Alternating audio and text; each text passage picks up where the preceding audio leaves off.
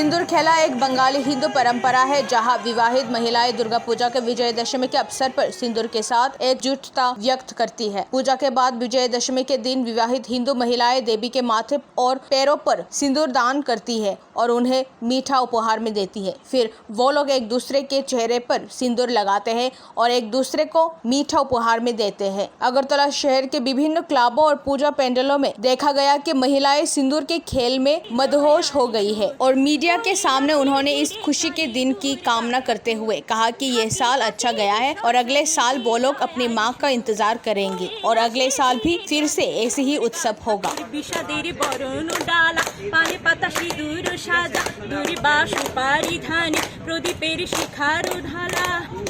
आइरे सबाई मेते उठी सिंदूरे खेला बोलो दुर्गा माई की এরকম যেন সমস্ত সব বছর যেন আমরা এরকমই আনন্দ করতে পারি। আর করোনা বা অন্য কোনো দুরারোগ্য রোগ আমাদেরকে দিও না।